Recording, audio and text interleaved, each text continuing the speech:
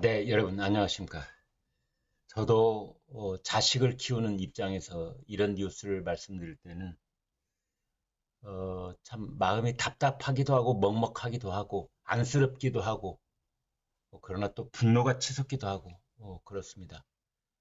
문재인 전 대통령 부인 김정숙 여사가 딸 문다희 씨한테 그 5천만 원을 현금입니다. 현금 5천만 원을 보자기로 싸가지고 그걸 이제 김정숙 여사가 자기 친구한테 보내면서 이거 다혜한테 좀 붙여줘. 왜냐하면 김정숙 여사가 본인이 직접 보내면 뭔가 나중에 뒤탈이 생길까 봐 걱정이 됐던 모양이죠.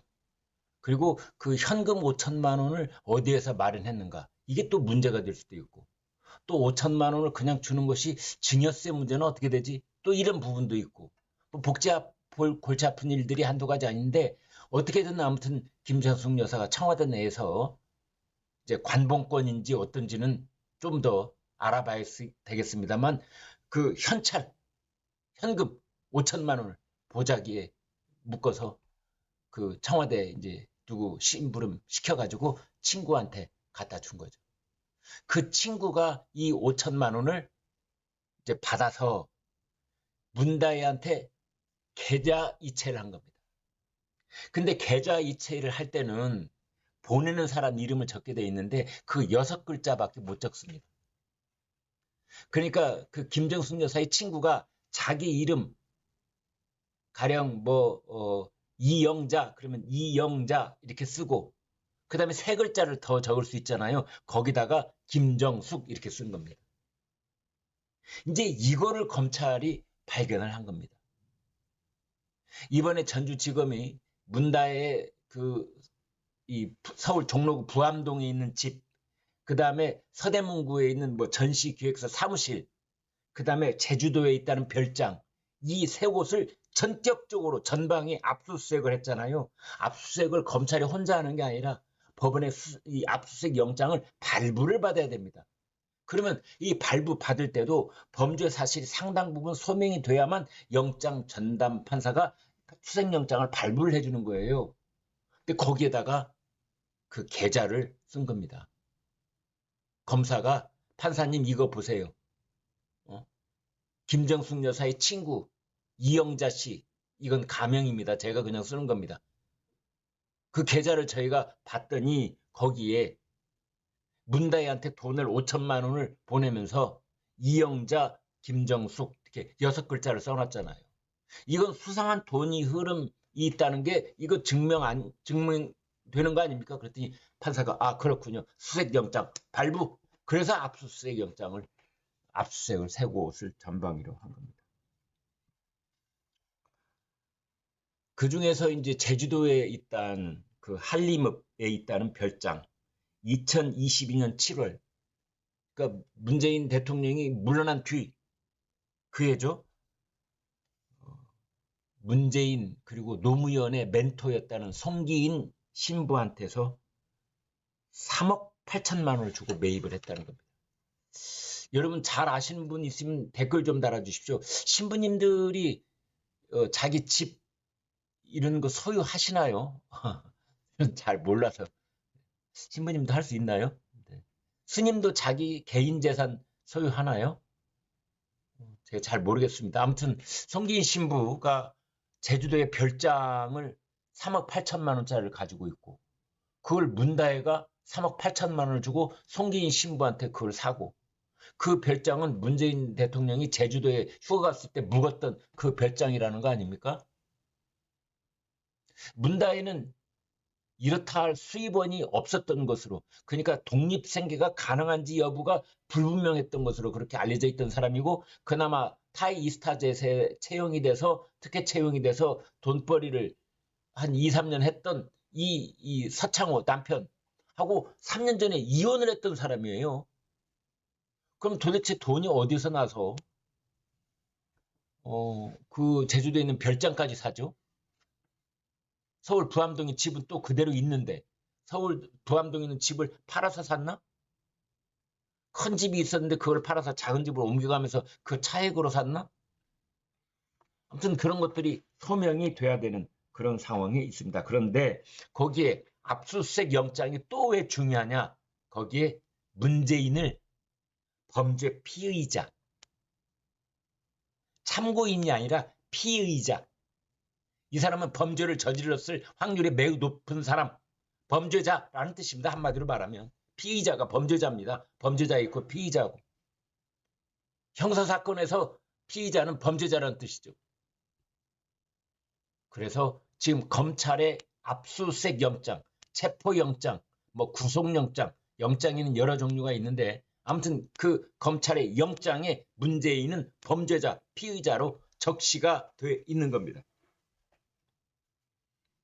그러면 혐의가 있어야 될 거 아닙니까? 뇌물수수? 이 문재인의 사위였던 서창호라는 사람이 2018년 7월부터 2020년 4월까지, 그러니까 2달 빠지는 2년 동안 타이 이스타 제세에서 봉급도 받고 그 다음에 주택 비용도 받고 그랬거든요. 그 총액이 현재까지 밝혀진 것만 2억 2,300만 원쯤 됩니다. 그렇다면은 그 직전까지 문재인 김정숙 부부가 이 문다의 생활비를 계속 주다가 서창호가 딱 특혜 취직이 되는 순간부터 그 생활비를 끊었다면 이것은 이상직이 문재인한테 우회적인 방법으로 뇌물을 준 것이다. 이렇게 볼 수 있는 거죠. 그래서 이것은 직접 뇌물 혐의가 될 수도 있거니와 아니면 부정처사 후 수뢰. 그러니까 어떤 일을 편의를 잘 봐주고 나중에 돈을 받는 것. 어떤 일을 먼저 했다는 건 무슨 뜻이냐? 중소벤처기업진흥공단 이사장의 이상직을 앉혀주고 그게 2018년 3월에 있었던 일입니다. 그리고 서창호를 특혜 채용한 것은 2018년 7월, 그로부터 4개월 뒤에 있었던 일이거든요. 그렇다면 4개월 전에 중진공 이사장이라는 감투를 뚝 씌워주고 이게 부정처사, 그리고 그로부터 4개월 뒤인 2018년 7월부터 서창호한테 봉급도 주고 집값도 주고 뭐 이렇게 온갖 편의를 제공하고 그랬다면 이건 수뢰. 그래서 부정처사 후 수뢰. 사후 뇌물죄.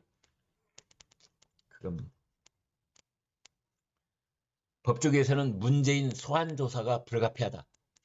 이런 의견이 압도적입니다.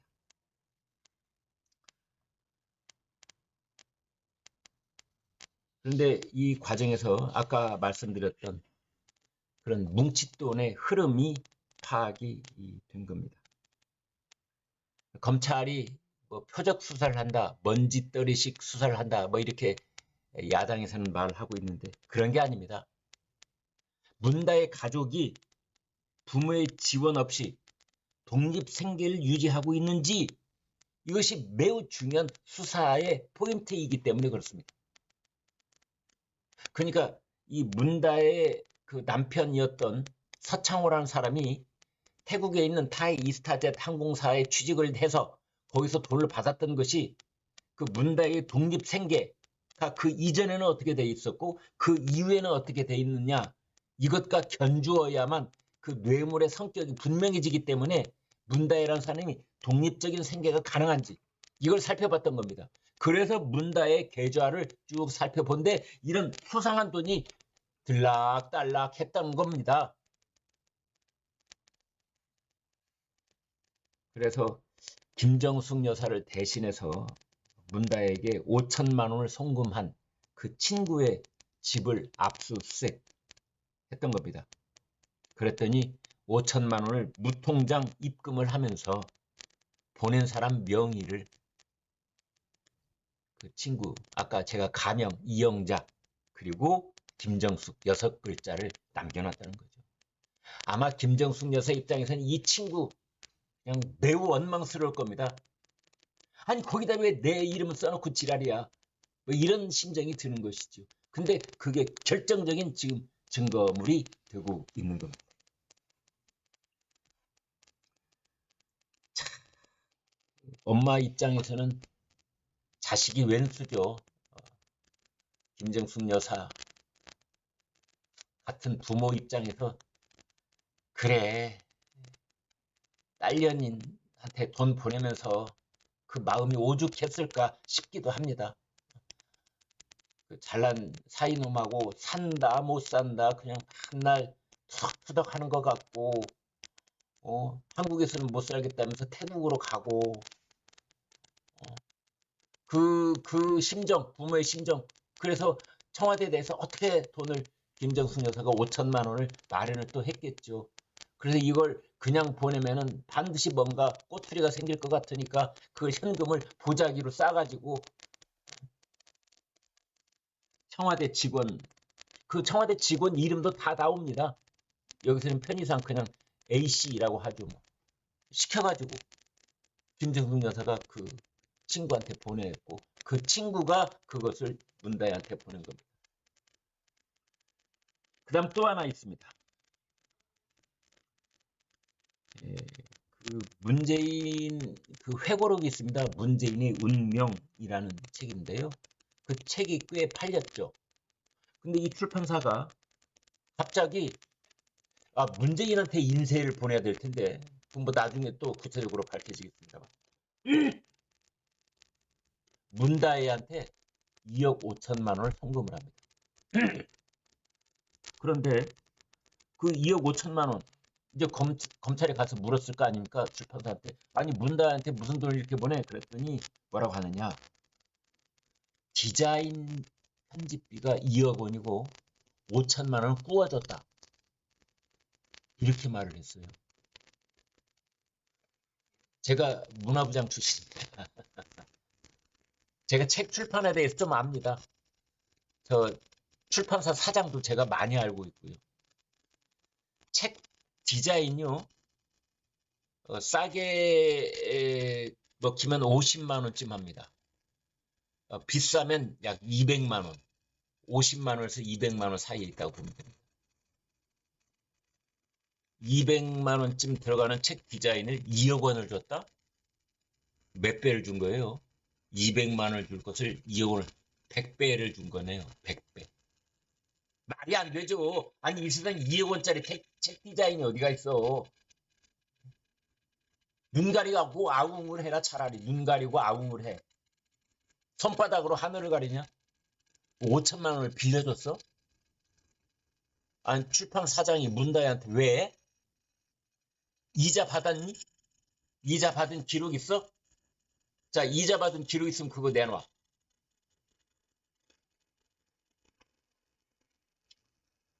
아무튼 지금 법조계에서는 이렇게 보고 있습니다. 중간에 사람을 끼워서 돈 거래를 하는 것은 그러니까 5천만 원 보따리가 됐든 출판사가 됐든 이렇게 하는 것은 돈의 출처를 감추려고 돈 세탁을 할 때 쓰는 방법이다. 현금을 마련해서 다른 사람을 여러 번 거쳐서 딸에게 전달한 것은 자금 출처나 성격을 의심받게 충분하다. 청와대 직원한테 주고 직원이 김정숙 여사 친구한테 갖다 주고 친구가 문다한테 주고 그렇게 손을 두세 번씩 걸치게 하는 것 이건 돈 세탁하는 거다. 이렇게 있습니다. 여기서는 이제 두 가지 혐의가 있습니다. 하나는 자기네 출처.